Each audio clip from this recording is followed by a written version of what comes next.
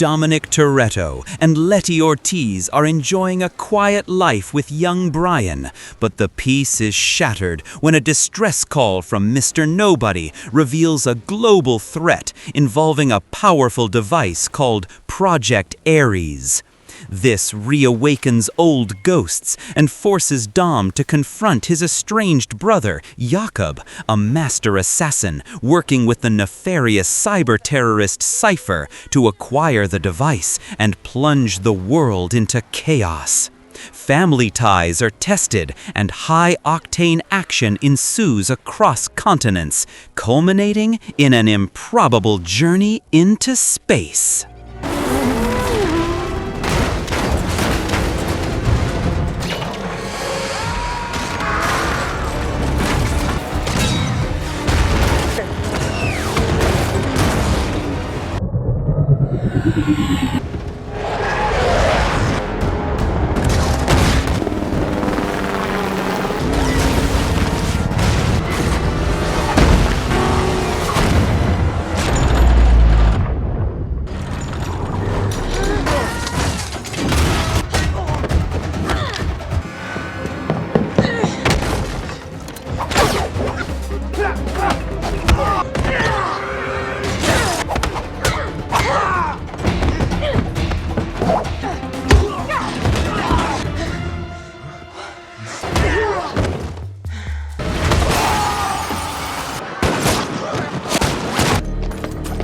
You okay? Weeks ago, and I'm still on my shoe. You can work this out, right?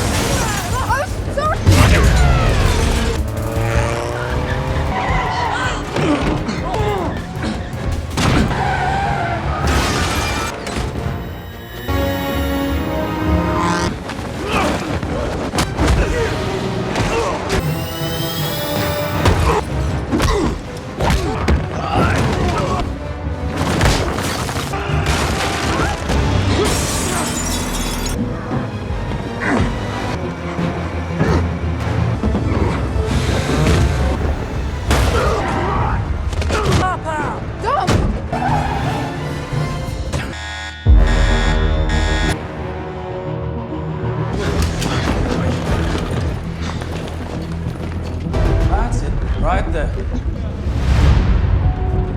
I'm sorry, Mia.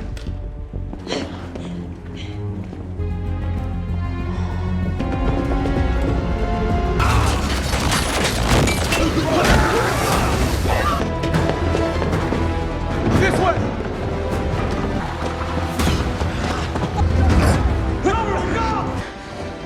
Tell him.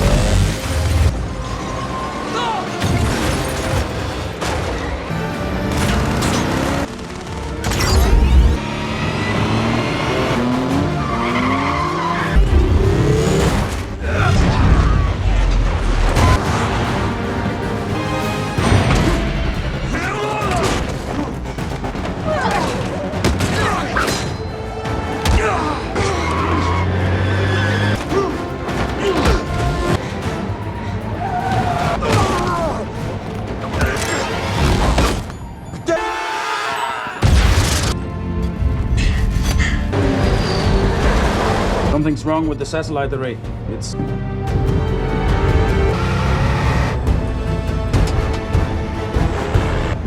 Something's up.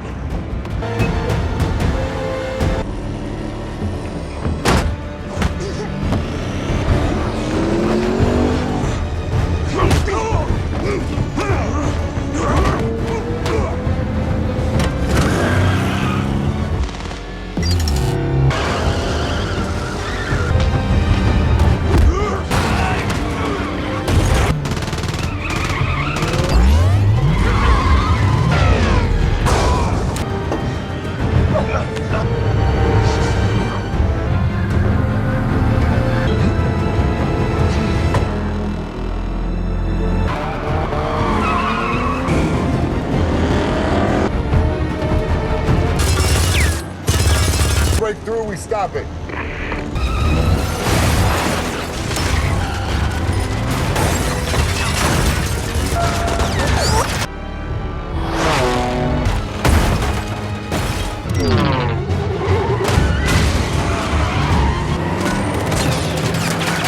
Dom, I can't get to you.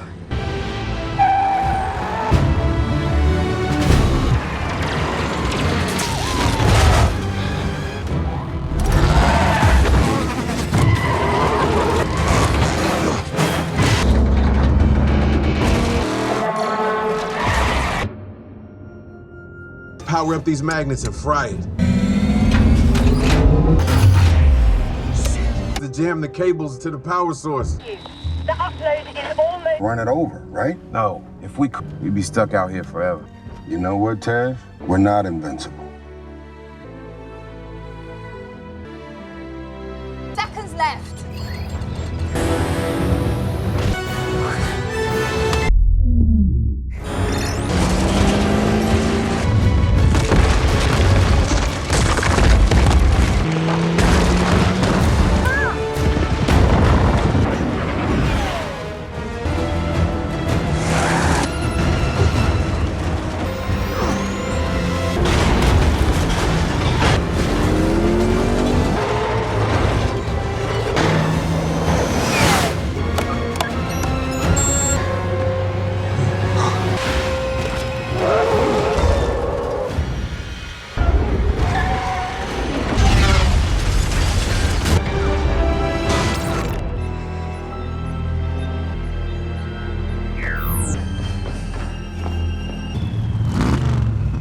Hey guys, today we are diving head first into the absolutely bananas physics-defying spectacle that is F9, the Fast Saga.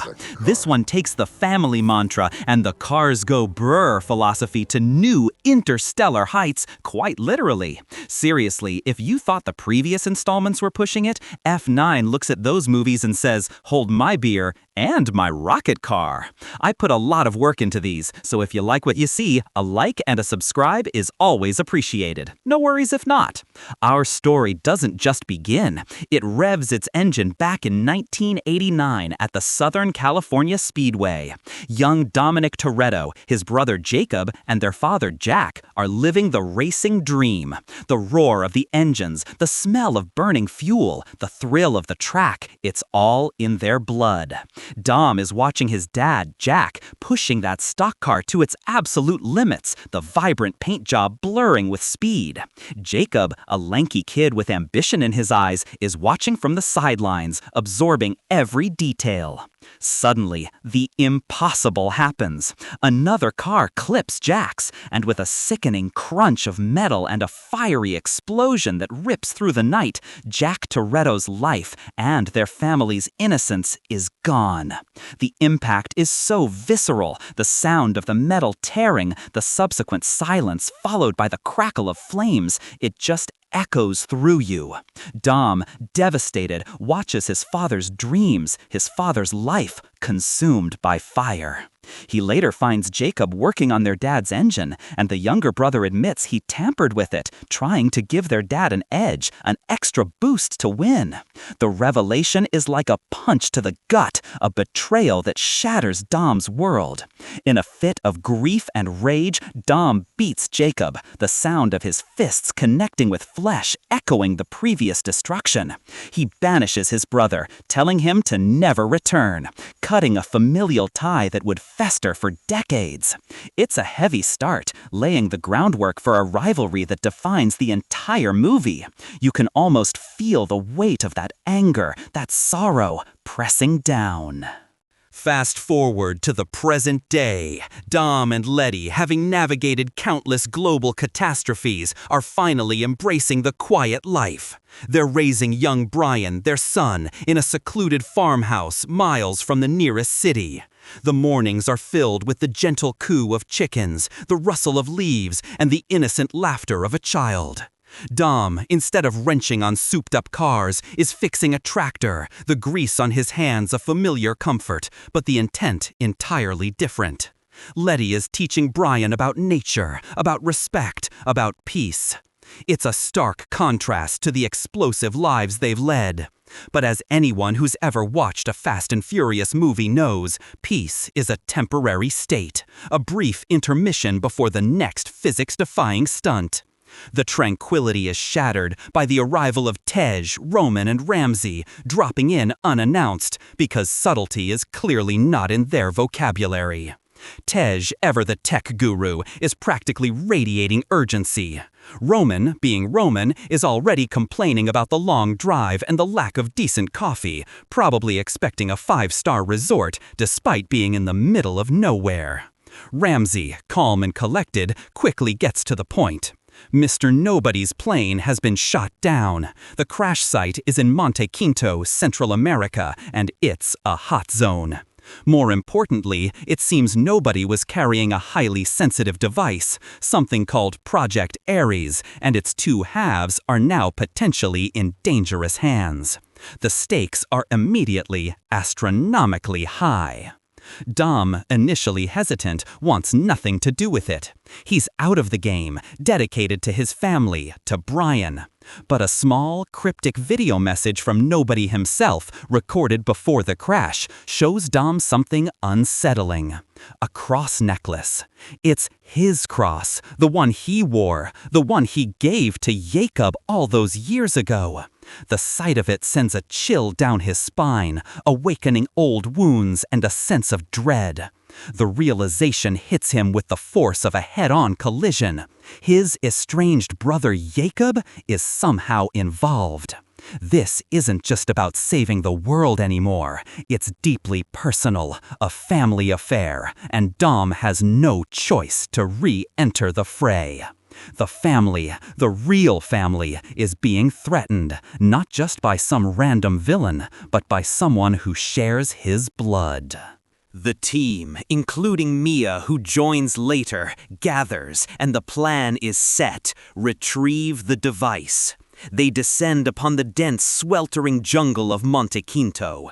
The air is thick with humidity, the buzzing of insects, and the distant thrum of military activity. Dom, in his usual stoic manner, takes point. They locate the wreckage of Nobody's plane, a mangled mess of metal and charred remains. The area is crawling with heavily armed mercenaries, all looking for the same thing.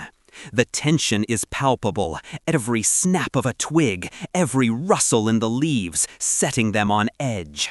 A firefight erupts, a cacophony of gunfire and shouted commands. Our heroes, naturally, drive cars through the jungle like it's a paved highway, demonstrating a level of off-roading capability that would make Land Rover blush. Dom drives his beast of a Charger, tearing through the undergrowth, its engine roaring like an apex predator. Letty, on her bike, weaves through the chaos with impossible agility. They fight their way through, securing one half of Project Aries, a sophisticated, alien-looking piece of technology that pulsates with an ominous glow. But just as they think they've achieved their objective, Jakob Toretto makes his grand entrance. He's older, sharper, clad in tactical gear, and radiating a controlled menace. He's not just a master thief, he's an assassin, a ghost. He moves with a predatory grace, leading his own squad of elite operatives. The ensuing chase is nothing short of bonkers. Jakob, in a high-tech armored vehicle, attempts to escape with the other half of Aries. The jungle turns into a blur of speed and explosions.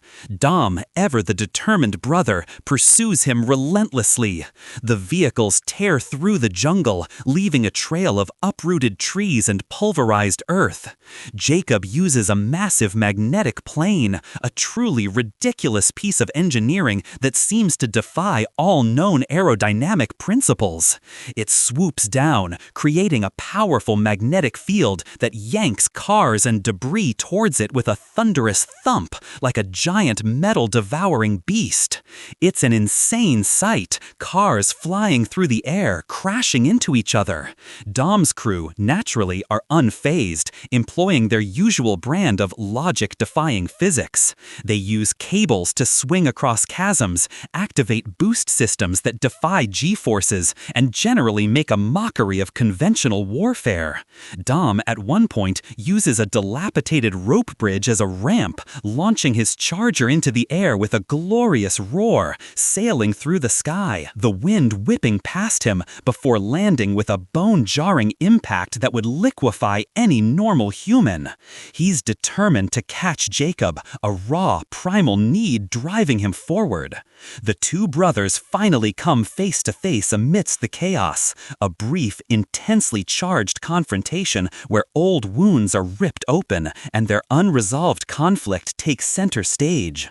Jacob, with a smirk and a taunt, escapes with the second half of Aries, leaving Dom fuming and the team regrouping, shaken but alive. Roman, naturally, expresses his disbelief at Jacob's sudden appearance. Another Toretto? Is there a factory somewhere? Do we need to check under rocks for more? He quips, reflecting everyone's unspoken thoughts. The trail leads them to London. The team, now joined by Mia, who is fueled by her own need to confront Jacob, settles into a lavish safe house, probably paid for with the proceeds of their previous jobs. Mr. Nobody's safe houses always seem to be exquisitely furnished, an interesting perk of being a secret government agent.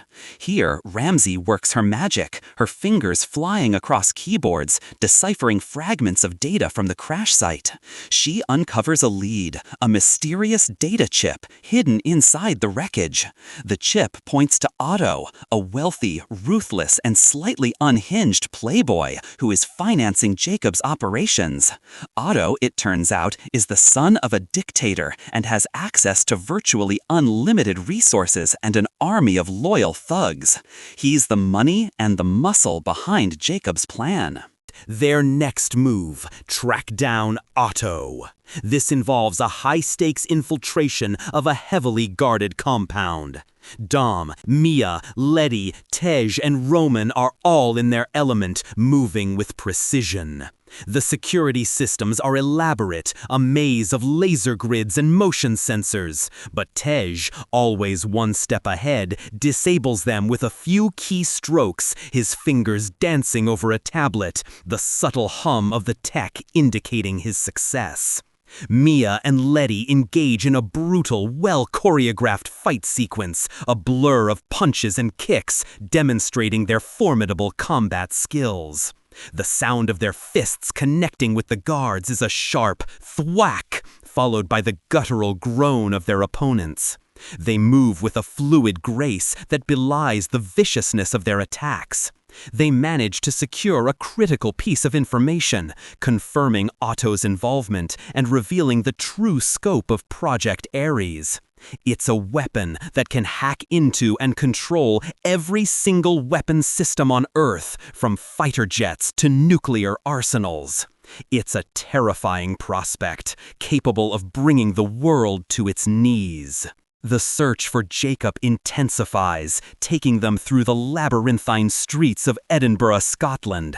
The historic city, usually teeming with tourists and the gentle murmur of daily life, becomes a backdrop for an incredibly chaotic car chase.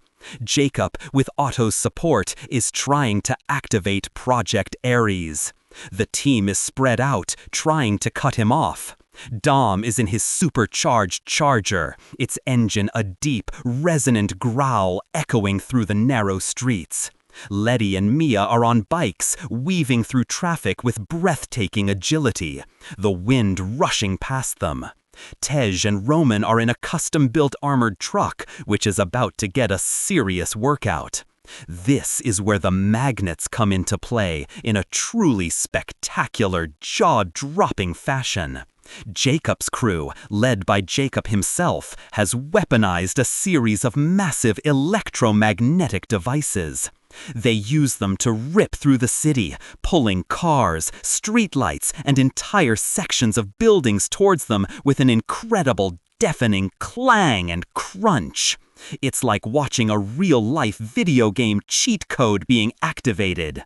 Cars are plucked from the ground, slammed into walls, and sent spinning into oblivion.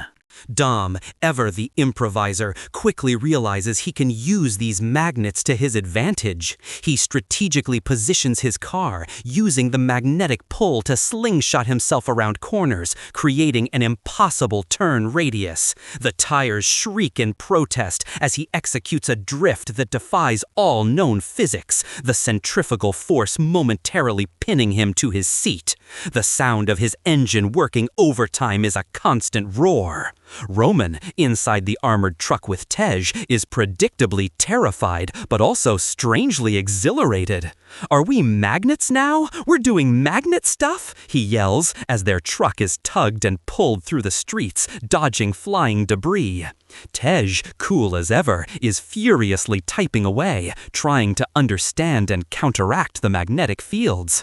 At one point, Dom deliberately drives his charger into a building, smashing through the brick and mortar with a splintering crash, the debris raining down around him, only to emerge on the other side, still in pursuit.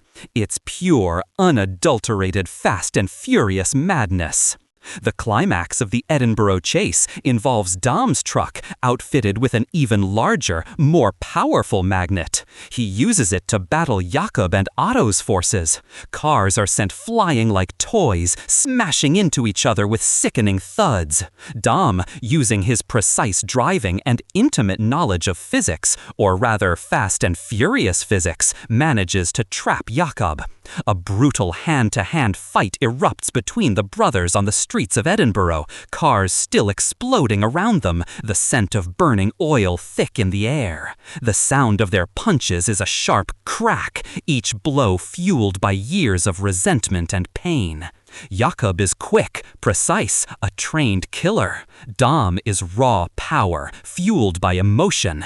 Jakob escapes, again, but not without leaving Dom with more questions than answers about their shared past and the real reason for their father's death. Roman, after surviving yet another impossible scenario, wonders aloud if he's invincible. "I'm telling you, I think I have plot armor. Nothing can kill me," he exclaims, completely oblivious to the danger he was just in. A valid point, Roman, a very valid point. The team retreats, licking their wounds and trying to piece together Jakob's ultimate plan. They discover that Cypher, the brilliant but utterly ruthless cyber-terrorist, is the real puppet master pulling Jakob's strings.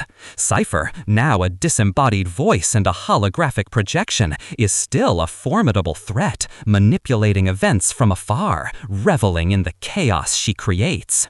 She promises Jakob a new world order, one where he holds unparalleled power, but always with the caveat that she controls the real access to Aries. Jakob is, in essence, her muscle, her operative. The realization that Cypher is back and more dangerous than ever sends a fresh wave of dread through the team.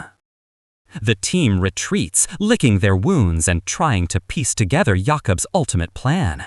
They discover that Cypher, the brilliant but utterly ruthless cyber-terrorist, is the real puppet master pulling Jakob's strings. Cypher, now a disembodied voice and a holographic projection, is still a formidable threat, manipulating events from afar, reveling in the chaos she creates. She promises Jakob a new world order, one where he holds unparalleled power, but always with the caveat that she controls the real access to Aries. Jakob is, in essence, her muscle, her operative. The realization that Cypher is back and more dangerous than ever sends a fresh wave of dread through the team. Dom, haunted by his brother's words and the specter of their past, decides he needs to confront their history head-on. He seeks out Buddy, an old friend of his father's who runs a garage. Buddy is a quiet, grizzled man, his hands stained with grease, his eyes holding the wisdom of years. He reveals the truth about Jack Toretto's death. It wasn't Jacob's tampering that caused the crash. It was actually a deliberate act by another racer, Kenny Linder, who clipped Jack's car, causing the catastrophic accident. Buddy explains that Jack, deeply in debt, had asked Jacob to tamper with the car to make it look like he was pushing it too hard so that his family could collect the insurance money. Jacob was covering for their father, a desperate act of love and sacrifice. The weight of this revelation crushes Dom. He had blamed Jacob for decades, carrying that burden, that anger, only to find out his brother had been protecting their father's honor and their family's financial future. The metallic clang of tools in the garage, the faint smell of oil, it all frames this incredibly heavy emotional scene. The regret washes over Dom, a wave of profound sorrow and guilt. His vision of their shared past, of Jacob's betrayal, shatters into a million pieces. Meanwhile, Mia tracks Jacob to Tokyo, hot on his trail. She knows he's going after a former associate of their father's who might have more pieces to the Aries puzzle. Letty, never one to let a friend or sister-in-law go into danger alone, follows her. They find Jacob in a bustling neon-lit alleyway, the vibrant signs casting a shifting glow on their faces. Another brutal fight ensues, a blur of motion and combat. Mia and Letty, working together, demonstrate their formidable skills, their movements synchronized, almost balletic in their deadliness. The thud of bodies hitting walls, the sharp snap of bones, the metallic sheen of a knife blade catching the light. It's a visceral, intense sequence. They don't just fight, they communicate through their actions, a silent understanding honed over years of shared danger.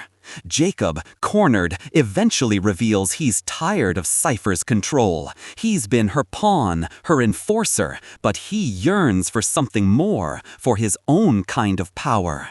He's a survivor, always has been, and he sees an opportunity to break free.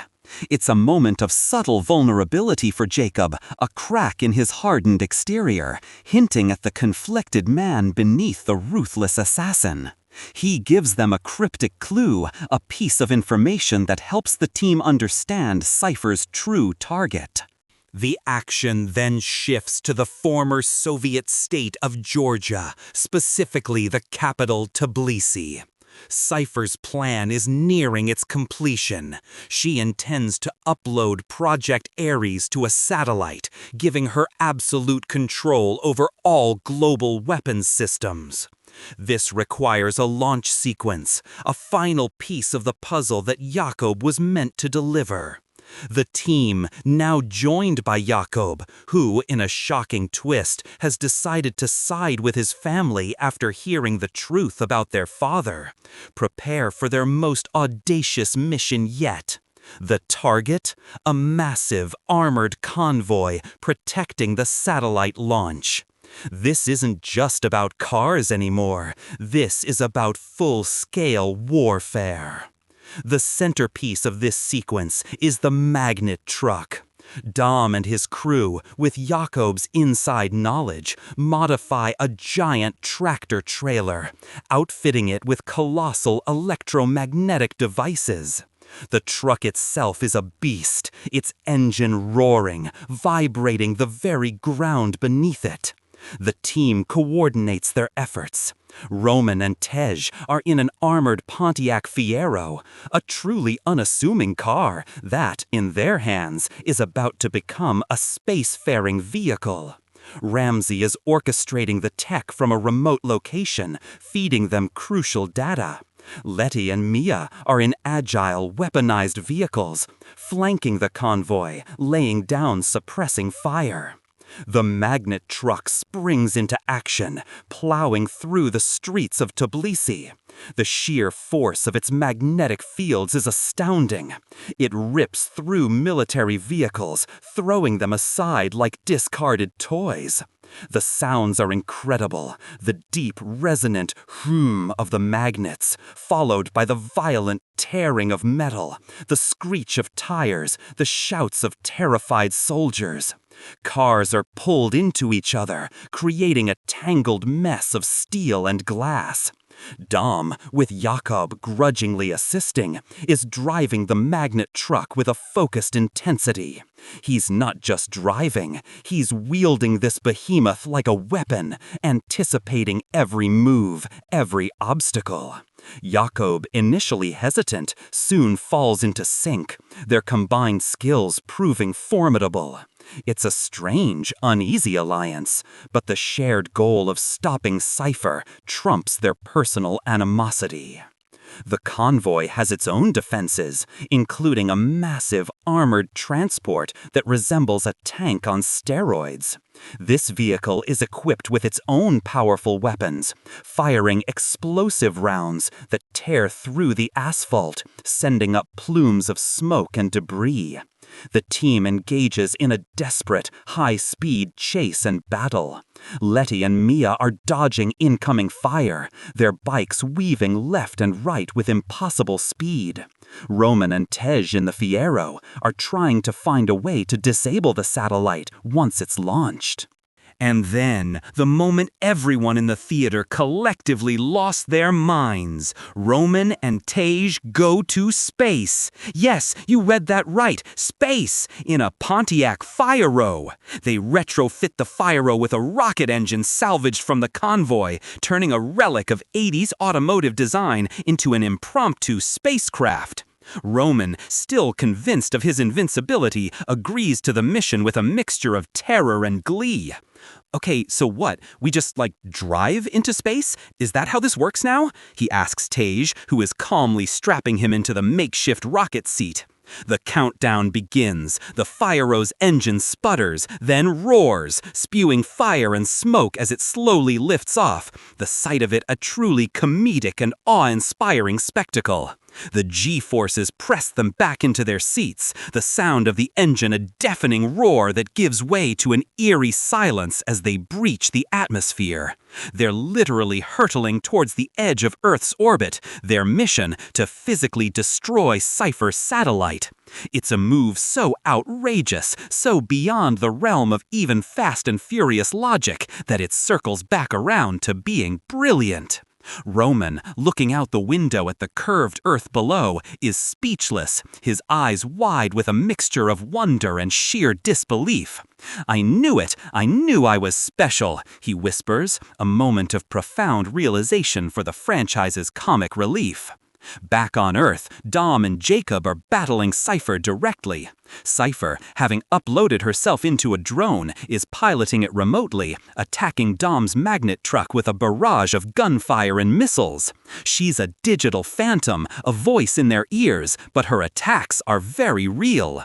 The truck is taking heavy damage, the metallic ping of bullets impacting the armor a constant nerve-wracking sound.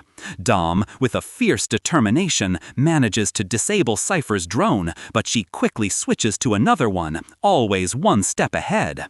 The final confrontation between Dom and Jakob sees them working together, using their combined strength to prevent Cypher from fully activating Aries. Jakob, proving his loyalty to family, helps Dom disable the main control unit, preventing the satellite from unleashing its destructive power. Meanwhile, Roman and Tej, against all odds, reach the satellite. The Fiero bobbing precariously in orbit is a hilarious sight.